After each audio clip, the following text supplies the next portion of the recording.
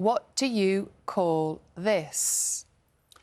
So, I mean, it kind of depends where you live in the country, doesn't it? I mean, the tea cake, barm, bun. I call it a bap, I think. A bap? Yeah. A batch? Yeah. Yeah. Britain is home to almost 40 regional dialects, each one with its own unique words and expressions, but there are concerns that some regional phrases could actually just disappear because all the regional differences are being lost. Yeah, it's a shame, isn't it? So we're going to be joined a bit later by lexicographer, I wish there was another word for that, Susie Dent, well done. and accent and dialect coach Elspeth Morrison. They'll be talking to us in about an hour's time.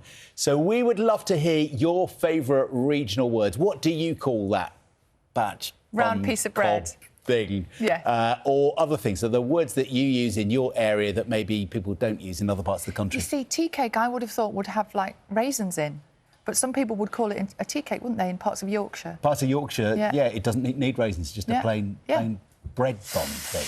I think we're going to start something here, John. Yeah. Lots of ways to get in touch with us at BBC Breakfast, of course. And bread is bread, right? But we're talking about dialect as well this morning, and we asked you what you call a white, round little thing, and it's not just a roll, is it? Lots of suggestions coming in from around the country. Yeah, because wherever you are, it depends what you're going to call it. So Jo's been in touch. Jo's in Hull, and she would call it a bread cake. Bread cakes, so like a round, I'd call it, I don't know what I'd call it actually. I'd call it a barm? bap. A bap, yeah. Marilyn's been in touch from Blackpool. She calls it a barm cake, but when she went over to Halifax, she went into a shop and said she wanted a barm cake filled with egg and bacon, and they started putting egg and bacon in a currant tea cake. Oh, no. She was horrified, yeah. Confusing. We're talking about the power of dialects and whether dialects are running out in Britain today. So do let us know if you have any stories a little bit like that. What would you call a round, should we call it a bread roll? You know what we're talking about. Playing with fire there, son. A batch, a barm cake, a bread cake. One of those things. What do you call them where you live? Let us know. What do you call a woodlouse? Yeah, because they're called different things in different parts of the country. We've been asking you this morning because we're talking about dialect, and so far for a woodlouse, we've had chuggy pig, pea bug, chucky back. Yes. Oh, here's a weird one. A cheese log? Really? Log. Someone made that up. That's what Icarus eats for breakfast, probably. I think. Britain is home to almost 40 different regional dialects. Each one has its own unique words and expressions, but there are some concerns that some regional phrases are disappearing. We've been talking this morning as well about the joys of our regional dialects, all the different words we use around the UK for different things. There's a lot of variety out there. Yes, bread rolls is the best one. What do you call a bread roll? Now, in West Yorkshire, plain rolls are known as tea cakes, so that's the ones without raisins in them. Yeah, they have to have currants and raisins. Just tea cakes. Just tea cakes. Liz in Cumbria agrees.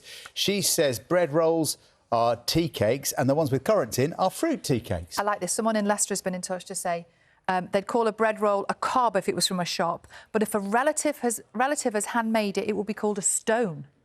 Oh, hope that's not insulting. Yeah, well, because it's too heavy. Yes.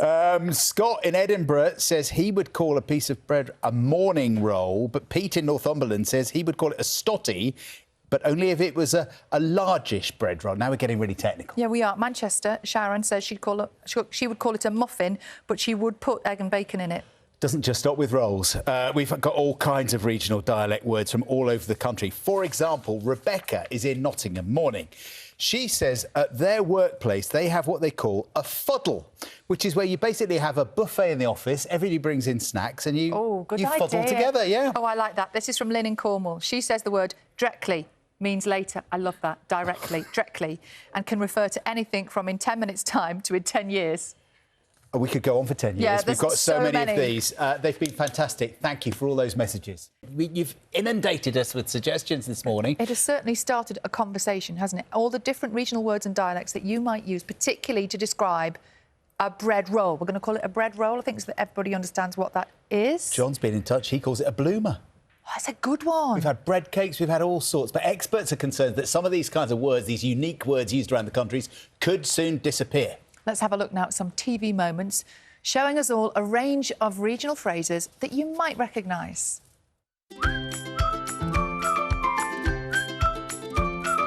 Hey, up, lasses! Where's they going then? All right, Stace, what's occurring? I need your advice, I do. Go for it. Mum says, have you got toast paste? Yes, and a flannel. He's got it! Now come on! You should be ashamed of yourself. I know. I'm sorry. It all just made me a bit nervous. Everything makes you nervous, Claire. You're a walking cack attack. I can't help that. It's the way God made me. Come on, lass. What's more important? Glad that Tom Cooper are seeing the wee man all right. Huh? Wow. What would you call it again? A batch? No. Well, we've just had another message from somebody saying that they call it a scuffler. That's a new one. That's a new one. Someone else said to me stotty. I think we've had about 20 different words just for a bread roll. Yes, and we're joined now to talk about this by lexicographer Susie Dent, along with accent and dialect coach Elspeth Morrison. Morning to both of you. Good morning. Good morning. Susie, Good morning. why are we concerned that these phrases, particularly regional phrases, might be disappearing? Well, Sally, I'm a little bit more optimistic, I have to say, than a lot of the reports that have been coming out, because when we talk about accent, when we talk about dialect, we very often think exclusively about accent, but of course we're talking about vocabulary today. And when I ask people for the language of their parents and their grandparents, it all comes flooding back. And you've got some of these coming in now. And in many cases, we are still using them, but we are so adept at code switching. You know, when we are with people who aren't from our area, for example, we tend not to use them. But the moment we go home, they're like a cosy, baggy, slightly old, but favourite jumper that we put on, and it gives instant comfort. So I think actually, when I ask people, you know, what do you call being hungry? What do you call a woodlouse, which weirdly attracts lots of different regional words? They do instantly remember them, and in many cases they are using them. So I am hopeful that we will be hanging on. Obviously, there are some vocabularies that are dying away, you know, the language of collieries, of dockers quite often, and those are to be missed. But the basic words of our childhood, I think we're holding on to them. So you just say woodlouse. What kind of words are used around the country for woodlouse?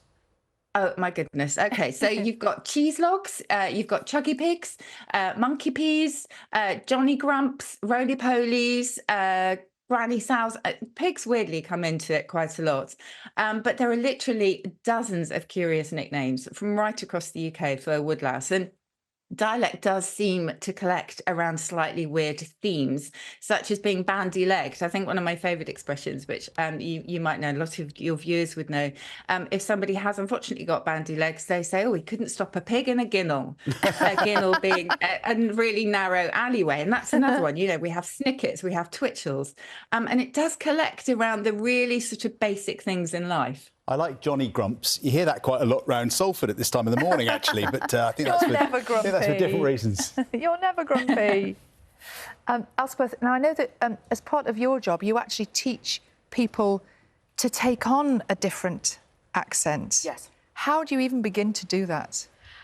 Well, sometimes using kind of little phrases or dialect words to get in. Not all, nothing too strong though, because if it's so completely different, because learning an accent is quite hard if you're used to just your muscles are set up to speak the way you speak. But I might use, if I was doing, I don't know, London, for example, I might use something like later.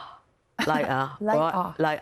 And I know this isn't dialect specifically, but it's how people use language and change pronunciation. And when you come from one part of the country to another, like with the word later, I come from the north originally, went to live in London, and people would say to me, later, or see you later, and I'd go, oh, have we a meeting? Are we going to meet later on? And no, we weren't, because I didn't understand. So for this tiny grey island, we've got so many accents and so many words. And what Susie said, you know, the dialects are changing and going different. And I don't know quite what the difference between is slang and dialect, but I do know the young people are coming up with all sorts of words. I heard one talking about his ends the other day, and I was like, I'm sorry, ends? E-N-D-S. And I was like, what's that? And he said, well, and I was like, oh, your neighbourhood. I think I'm being funky if I say down in my manor in my hood. That's not funky anymore. Not funky, no. But I've started using bling, which wasn't around when I was growing up. You know, bling, I think that's in the dictionary now, isn't it? Bling, is it? To mean jewellery. It is, yeah. But that wasn't around when I was growing up. But, you know, so new words are coming all the time. There is, what Susie said, there is hope for us. Language isn't... It moves and changes all the time as accents Which do. is why, Susie, you love it. Oh, I love it. And I remember during lockdown, John, I remember just putting something out on social media saying, you know, what kind of words remind you of home? And I was honestly just inundated with the best things, just strange things like, you know, asking what's for tea, invited so many different responses from parents and grandparents, you know, like knobs from chairs and pump handles, or air pudding and wind pie, or asking when tea was ready was clearly risky business. You had sort of... when the devil's a duck and you ain't been feathered yet. And all of these, I think, as I say, gave that sort of instant comfort. And that, I think it's a really interesting point, actually, is what's slang and what's dialect. And very often there isn't a distinction between local slang and local dialect. You know, they all belong to a particular community. And that's the really important thing about these words, this vocabulary and the accents too, is that it makes us feel as though we belong. They are, you know, it's our language, it's our wardrobe, and we might change it when we talk to somebody else, but it will always be there to return to. Elspeth, you've worked with movie stars to try and teach them how to sound like they come from different parts of the country, and is understanding the language key to that? Do you know what? Yes, understanding the language, but also... particularly with accents, so dialect's more the actual words, but what I'm working with more is the actual pronunciation of sounds, what we call in the UK the accent aspect. So it might be rhythm as well. So if I was going to teach somebody a Liverpool accent, for example... Very tricky to get right. Absolutely critically difficult to get right, because even Scousers can't agree on it. I spend time listening to them in pubs arguing about it, and basically there's... you know, Welsh, Lancashire and Northern Ireland and Dublin influences there. So there's all sorts of different versions. But I might start with Liverpool. I know. I'm quite good, me. I might start with just doing the tune, like da-da-da-da-da-da-da. Da-da-da-da-da-da-da, because that starts getting them into the rhythm. Not that you do it the same way all the time, you know what I'm saying? So, Elspeth, that is superb. So I might start with a rhythm thing, or with, like, a kind of Scottish accent. I might suggest, like, there's a wee trinity of sounds, like, oh no, okay, good, oh-eh-oo. Where I'd get them to stick their lips out and feel different muscles. I'm not sure how we say this in any accent, but we've got to go. We've run out of time. Well, I'll come back. In fact, do you know what? We're later than we might have been. They are. And then we should have been. Thank you both very much indeed for joining us.